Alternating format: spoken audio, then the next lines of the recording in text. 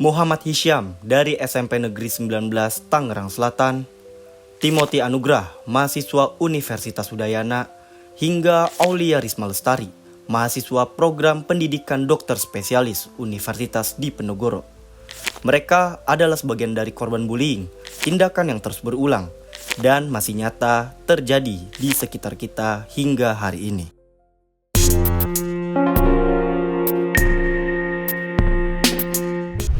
Kasus bullying masih menjadi perhatian serius. Sederet kasus memilukan terjadi akibat perbuatan bullying. Data dari Komisi Perlindungan Anak Indonesia dan Jaringan Pemantau Pendidikan Indonesia menunjukkan kasus bullying melonjak dari tahun ke tahun. Dari data tersebut, bentuk bullying yang paling banyak terjadi adalah bullying fisik dengan persentase sekitar 55,5%. Dan 29,3% lainnya adalah bullying verbal atau psikis. Melihat kasus-kasus tersebut, pertanyaan mendasar pun muncul. Mengapa bullying sulit dihilangkan?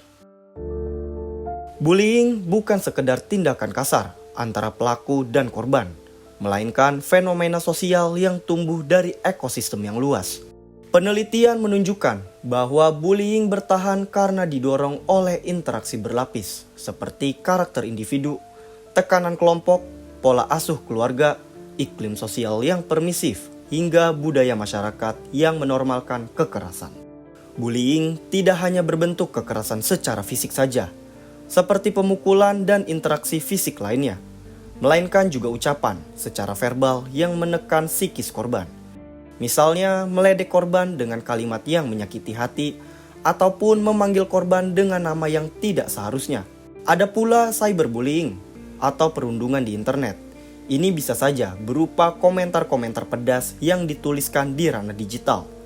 Pada triwulan 1 2024, data SafeNet menunjukkan adanya lonjakan kasus cyberbullying lebih dari 100% dibandingkan tahun sebelumnya.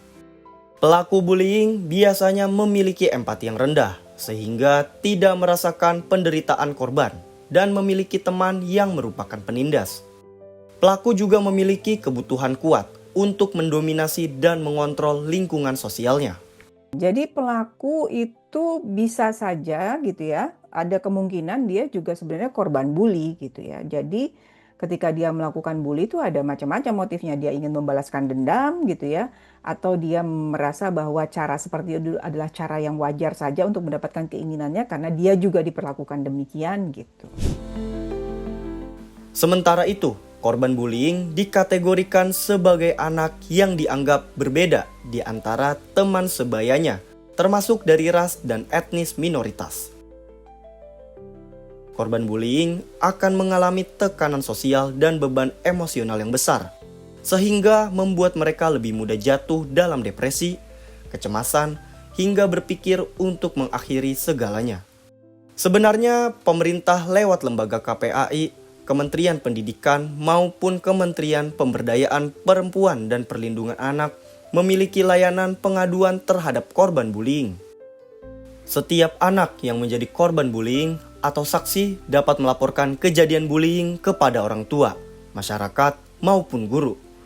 Meski Indonesia sudah memiliki dasar regulasinya, tetapi fakta di lapangan menunjukkan penerapannya belum konsisten, sehingga kasus bullying masih sering muncul, termasuk yang berujung fatal.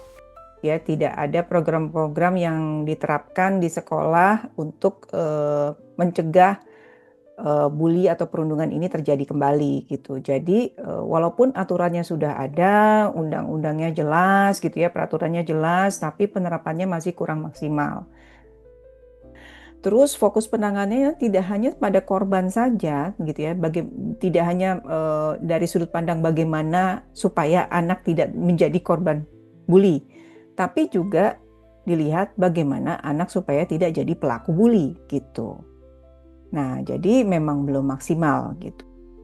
Di banyak kasus, bullying terus berlangsung bukan semata karena korban tak bersuara, tetapi karena lingkungan sekitar seperti teman sebaya, guru, hingga orang dewasa gagal menjadi penahan.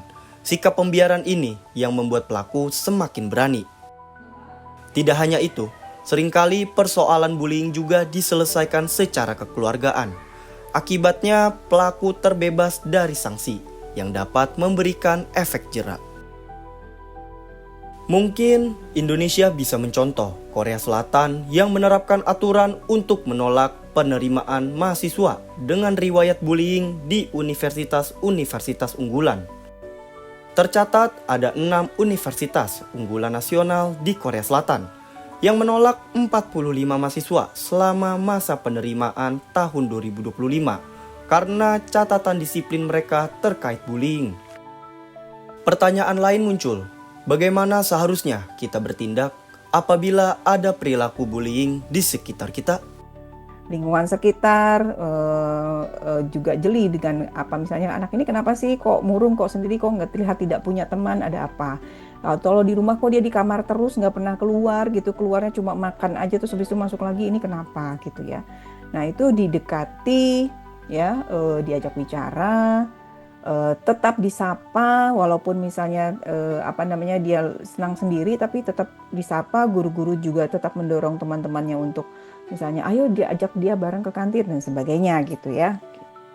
Kemarin saya sempat sampaikan untuk guru-guru kan diharapkan bisa lebih hadir ya. Udah hadir dalam arti juga memperhatikan aspek-aspek mental health-nya anak-anak, tidak hanya akademis saja, tapi untuk itu tentu saja beban-beban akademis, beban-beban target kurikulum di pundaknya guru juga perlu dikurangi gitu, sehingga mereka juga bisa lebih punya energi dan fokus untuk memperhatikan hal-hal lain dari seorang siswa.